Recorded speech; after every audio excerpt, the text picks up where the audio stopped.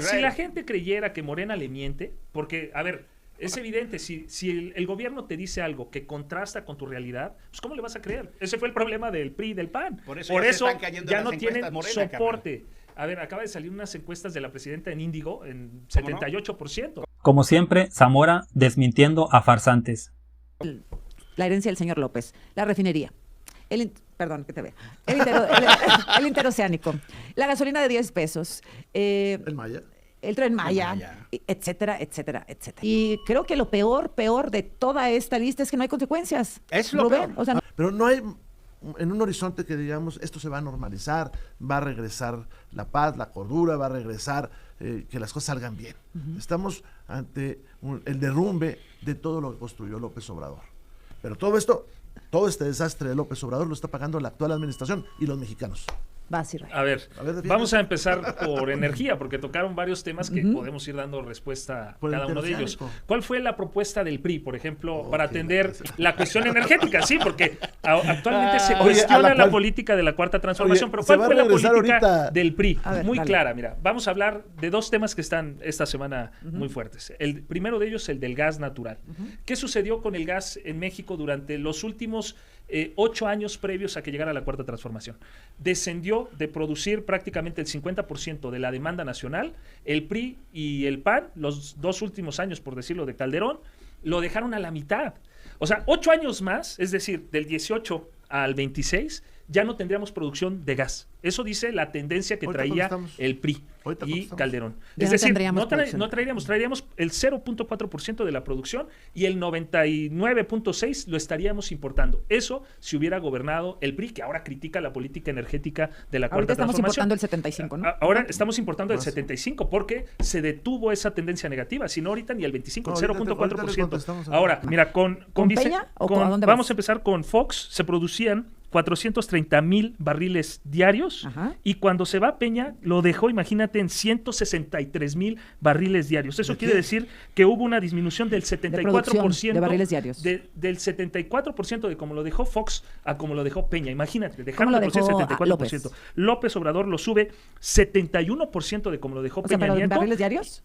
Lo dejó en 280,000 barriles diarios y actualmente con la presidenta Claudia estamos en 356,000 barriles diarios. ¿Qué quiere decir eso? Que hubo durante la Cuarta Transformación 193% más de lo que dejó el PRI.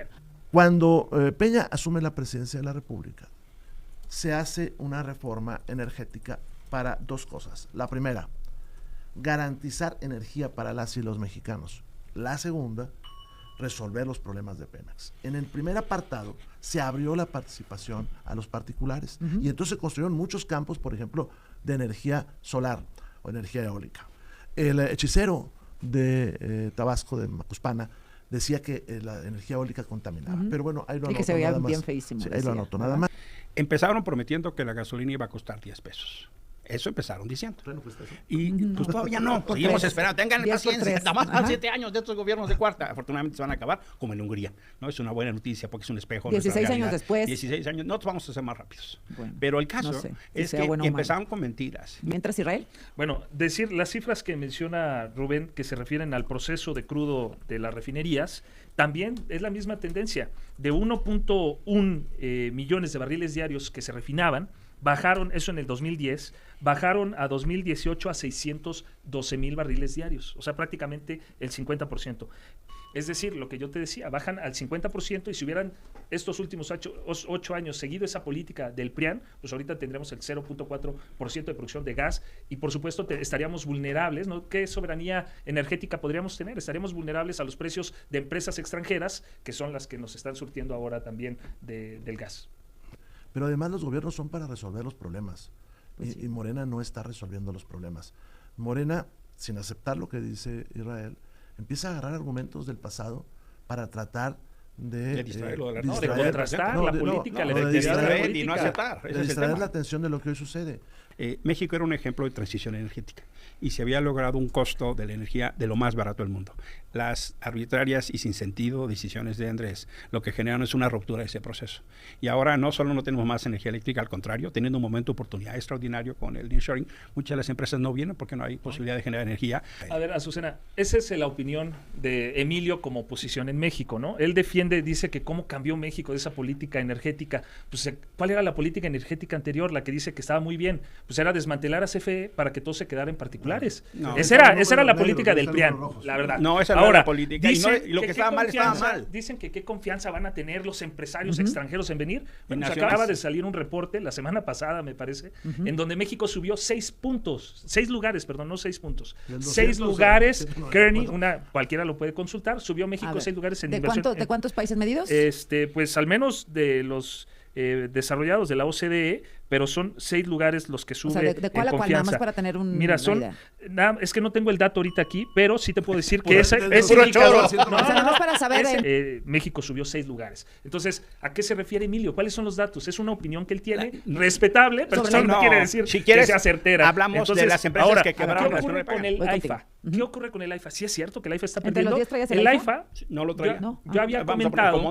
Yo había comentado que el AIFA ya era el primer lugar en todo el país de aeropuertos de carga. O sea, no hay ningún aeropuerto en México que maneje, es el número 1 en carga. Y por otro lado, forzó a líneas aéreas a mandar pasaje para allá. No está terminado el tren suburbano que prometió López Obrador. Sí. El costo, siempre todo está a punto. El costo de ir allá es de 900 pesos. Si sales tú del Ángel de la Independencia y regresar en las noches y tomarla a México Pachuca es un gran riesgo. Yo le agradezco. Y además es casi imposible si no tienes un transporte propio. Yo le agradezco a Israel A ver, el ejemplo que pone del AIFA, porque ese es un buen modelo de los costos de la militarización. ¿Qué tiene que hacer un guardia nacional revisando las maletas? Es un modelo forzado. La carga fue obligada a ir ahí. Tenemos ya una controversia con empresas aéreas de Estados Unidos. La Secretaría de Transporte de Estados Unidos ya lo denunció y obligaron a regresar al Benito Juárez. Tenemos incluso... Regresamos. ¿Se acuerdan del video ese que sale López Obrador en un trenecito con Claudia y con Beatriz? Fue falso. Fue falso, o sea, es un pinche trenecito que no existía. Ese tren todavía no llega al AIFA. ¿Cómo no va a ser eficiente, Azucena, si actualmente las operaciones de carga en el AIFA son prácticamente el doble de lo que se realiza en el Aeropuerto Internacional de la Ciudad de México? ¿Por qué es obligado? Son 3,000. Ok, y entonces, ¿cómo explicas lo de Guadalajara? Por ejemplo, si fuera tan malo, pues entonces algunos ocuparían tal vez un poquito más hacia Guadalajara, que es 4 veces más grande la operación de carga en el AIFA, 4 veces que en el de Guadalajara, o por ejemplo, el de Monterrey, Entonces, la realidad es que ya el AIFA, pues es un aeropuerto nuevo. Dicen que se hizo mal o que ya casi, ¿no? Pues, ¿cuántos aeropuertos hizo el PRI, por ejemplo? En su última gestión. Texcoco era un intento. Texcoco era un intento que ustedes hicieron mierda, por cierto. Sí, pero por ejemplo acá se hizo Tulum 3 veces lo estamos en pagando. un solo sexenio 3 veces lo y el estamos AIFA. pagando. Bueno. Entonces son 2 aeropuertos muy importantes y además internacionales. Vamos a regresar. Que militarizaron los puertos. Lo que demuestra es otra vez un gobierno con base a cuentos fantásticos. Esa escuela de hoy de Infodemia, de Genarito y los gebelitos que tienen ahí. Es esa forma de mentir sistemáticamente y querer engañar a la gente. A ver, si la gente creyera que Morena le miente, porque, a ver, es evidente, si el gobierno te dice algo que contrasta con tu realidad, pues ¿cómo le vas a creer? Ese fue el problema del PRI y del PAN. Por eso ya no tienen soporte. A ver, acaba de salir unas encuestas de la presidenta en Índigo en 78%. Con gobierno reprobado. Otras en 72%. Con gobierno reprobado. Financiero. Entonces, ¿y las de Morena cómo van? A lo que yo voy es subjetivo. La oposición sigue con argumentos que no tienen sustentos con base en la realidad. Lo que pasó con el tren. Vámonos a las cifras y a los hechos. El tren al AIFA no está terminado. Y esa es la primera parte. Segunda, el AIFA debería de funcionar con 20 millones de pasajeros al año. Y está funcionando con 7. ¿Ese fue el plan original? ¿20 millones ahorita? Sí, cuando lo triple. Regresamos para cerrar. Israel, los errores del pasado no justifican los del presente. Y hay que decirlo con mucha claridad. Morena ganó en el 18 en gran medida por los errores del PRI y PAN gobernante. Eso es así. Y eso hay que reconocerlo. Y también la oposición tiene que tener una autocrítica ante eso. Pero eso no legitima ni justifica los errores del presente. Y eso hay que entenderlo. Y el problema es que si tú sigues tratando de justificar los errores, lo único que vas a hacer es agrandar el caos de este gobierno. Como dije, desde el primer trimestre del 2024 se alcanzó el punto de equilibrio. El AIFA no está perdiendo. El AIFA pero no está ganando. Después si tú promedias los 7 millones de pasajeros que utilizaron el AIFA en el 2025, tienes que diario hay 19,395 personas, pasajeros, que lo utilizan. Después dicen que disminuyó la exportación de vehículos pesados, pero lo que no dicen es que se incrementó también la exportación o la venta, perdón, de vehículos ligeros en 2.4 también. Otro dato que no dan es que incrementó los visitantes que llegaron al país en 9.6% respecto de enero del año pasado, ¿no? Que eso también son cifras reales. No, pero yo te puedo dar las reales. Ahora, ¿qué sucede? Que la oposición está tratando de desvirtuar lo que los mexicanos viven día con día. Las personas que utilizan, por ejemplo, el tren para ir, ahora sí, de Observatorio a Toluca, las personas que están utilizando toda la infraestructura que se está, en la que se está invirtiendo en las carreteras, en el mega bachetón, que se están manteniendo todas las carreteras en el país en una inversión mixta, única, que por cierto ya se aprobó la semana pasada, pues evidentemente tienen un impacto positivo en la vida diaria de los mexicanos, y nosotros creemos que de ahí es de donde proviene el apoyo popular hacia el movimiento de la Cuarta Transformación. Seguimos la próxima semana, gracias. Se puede ser opositor, pero no se puede ser miserable. Dicen que el AIFA es un proyecto fracasado, cuando López Obrador dijo perfectamente que se proyectaba para el 2025, cuando todavía era presidente, que se iban a mover 7.3 millones de pasajeros en el 2025. La realidad, se movilizaron 7.079.000 pasajeros, quedó un poquito cortito de la meta. Eso no es un fracaso.